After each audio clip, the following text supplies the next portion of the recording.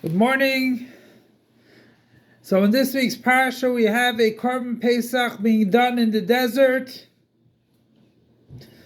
and Jews that were impure,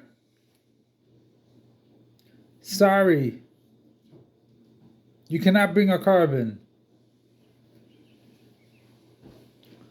What is going on over here? Since when was a korban pesach? Since when was this Pesach sacrifice called a korban LaHashem? In Egypt, when they were Mitzrayim, you slaughtered a korban, you slaughtered the sheep for a korban for Pesach, and it was called a zevach, a slaughtering. The blood was only that God should see it, so to say, to skip over the house. They said God sees you did a mitzvah, a commandment, you're worthy to get out of Egypt. So he put the blood on the thing, but it was not a korban pesach. It was never a korban pesach. It was never something that you brought up to God.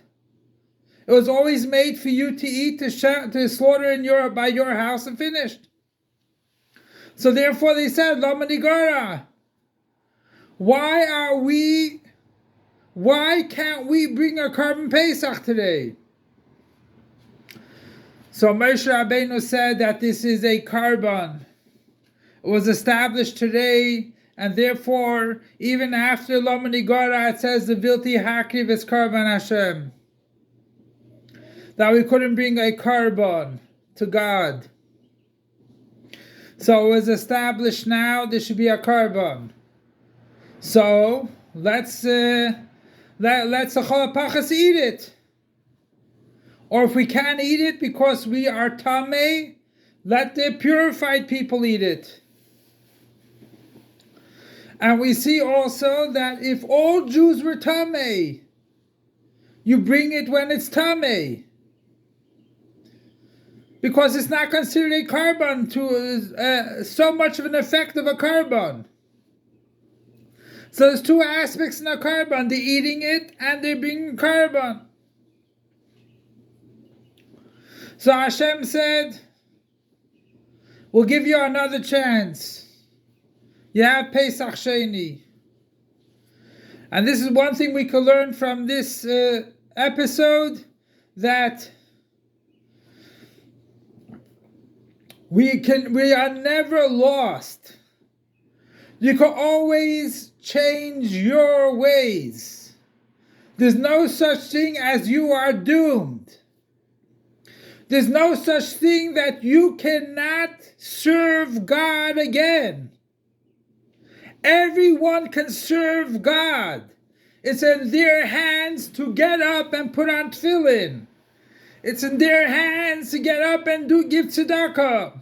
It's in their hands to learn Torah. It's in their hands to do mitzvahs. No one can say they never are able to learn.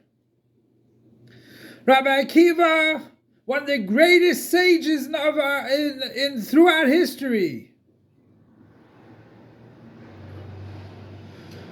We see that when Moshe Rabbeinu went up on the mountain to go and receive the Torah,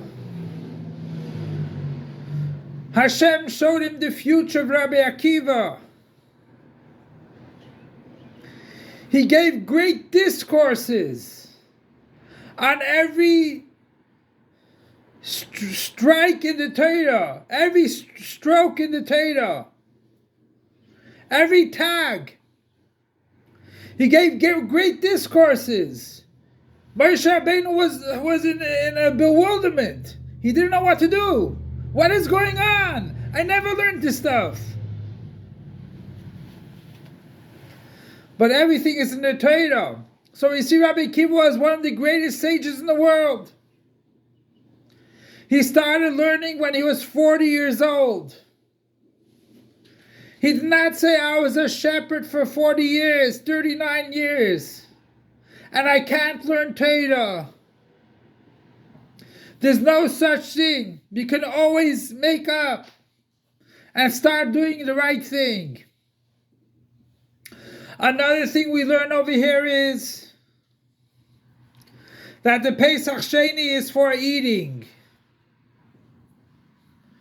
You might think, and they also thought, that a korban, we're missing a korban for Hashem.